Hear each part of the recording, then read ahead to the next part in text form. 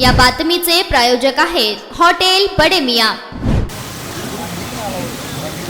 Lokpradhan save करा किंवा यूट्यूबला टाकतो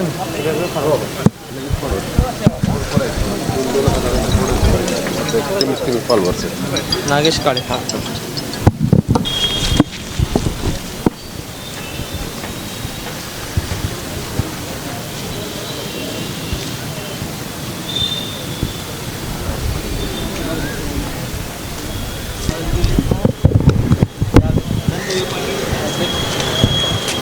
कसं काय चित्र आहे, काय सध्या आज मतदान आहे विधान परिषदेसाठी, झेडपीचे आपले काय सदस्यांचा कसं आहे सक्रिय पाठिंबा आहे? एक नंबर, एक कुठली अडचण येणार नाही।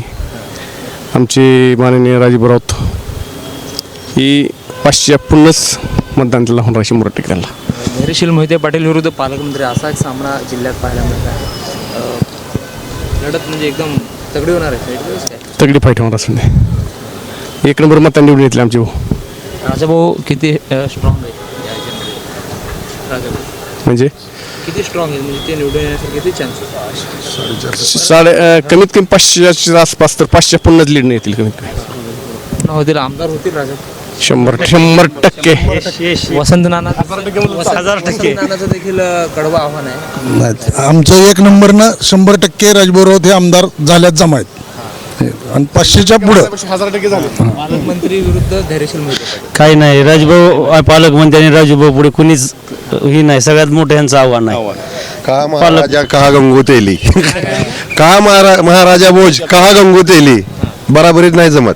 पालकमंत्र्याच्या आणि मोहिते पाटलाची बराबरी नाही जमत। मोहिते पाटलांचं देखील काय नाही, काय नाही, गेले ते दिवस आणि राहिले ते आठवणी झाल्यात। आता मोहिते पाटील म्हणजे आता आमच्या समोर शून्य येतात। राजभाऊ आणि पालकमंत्री जोपर्यंत दोन्ही भाऊ आणि वरी देवाभाऊ आहेत तोपर्यंत आम्हाला इथं काहीच अडचण येणार नाही। 100% राजाभाऊ किती गरजेचं आहे, कारण बार्शीमध्ये आपण बघतोय आमदार देखील होते ते, प्रत्येक मार्केट कमिटी असेल नगरपालिका प्रत्येक ह्याच्यात राजभाऊचं वर्चस्व आहे आणि जिल्ह्यातही राजभाऊ एक नंबर मता निवून त्यांचं एक नंबर अस्तित्व तयार होणार आहे। झेडपीला देखील चांगलं यश मिळालं राजाभाऊंना, पंचायत समिती असेल, तुम्ही देखील बार्शीकडनं येत आहे। नाही, 100% ही यश आहे। आता तुम्ही जर बघितलं विकासाच्या मुद्द्यावर जर बघितलं तर एक सर्वसामान्य शेतकरी पुत्र तेव्हा आमदार पर्यंत त्यांचं वर्चस्व आहे ते तुम्ही बघितलं। सध्याला बघितलं तर बाजार समिती झाली, नगरपालिका झाली, आता जिल्हा परिषद झाली, पंचायत समिती झाली। जर आता सध्याला जर बघायचं झालं तर जिल्हा परिषदचा एक सदस्य 10-11 मतांनी निवडून आहेत, 11,000 मतांनी लीड आहेत समजा ते, तर एक नंबर मतांनी निवडून येणार का तर राजभाऊचं एक नंबर वर्चस्व आहे आमच्या।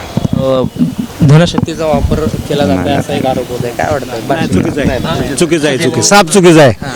राजभाऊचं वर्चस्व आहे की लोक अशा अफवा करतात धनशक्ती आणि जनशक्ती, तसं काही नाही। राजभाऊचं काम जे आहे ना, काम हे राजभाऊचं एक नंबर आहे आणि तुम्हाला आता सगळ्या जिल्ह्याला कळलंच की भाऊ कुठल्या पद्धतीने कामं करतात। भाऊचं तसं काय एखाद्याला जवळ एखाद्या नाव असं कधी भाऊ करत नाहीत, सगळं काम व्यवस्थित करणार। राजाभाऊंना निवडून आणण्यासाठी पालकमंत्र्यांना सगळ्या आमदारांना एकत्र करावं लागतंय, खासदार आहेत, नगरसेवक बैठका घेत आहेत। महायुतीचा धर्म पाळलेला आहे सगळ्या जणांनी, महायुतीच्या धर्मानुसार सगळे जण पाळतात। आता आम्ही महायुतीमधले आहेत, आम्ही RPIच्या तालुका कार्याध्यक्ष आहेत। महायुतीच्या धर्मानुसार सगळेजण न बोलवता येतात त्यांच्याकडे, असं एकत्र केलेले नाही ना, काही नाही। सगळेजण महायुतीचा धर्म पाळून मनानं आपल्या सहखुशीनं सगळेजण त्यांच्या संग आहेत। असे दृश्य शक्ती आहे म्हणते, अदृश्य काय नाही, एवढं त्यांचं अदृश्यता असं वगैरे काय नाही, एवढं त्यांची अफवा आहे। त्यांना आता त्यांचा जवळ पराभव दिसायला म्हणून काय बी असं त्यांचे अफवा पसरवले ते।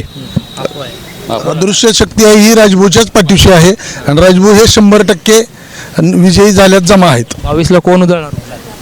राजभाऊ आम्हीच, राजभाऊ राऊताची पार्टी आम्हीच उधळणार।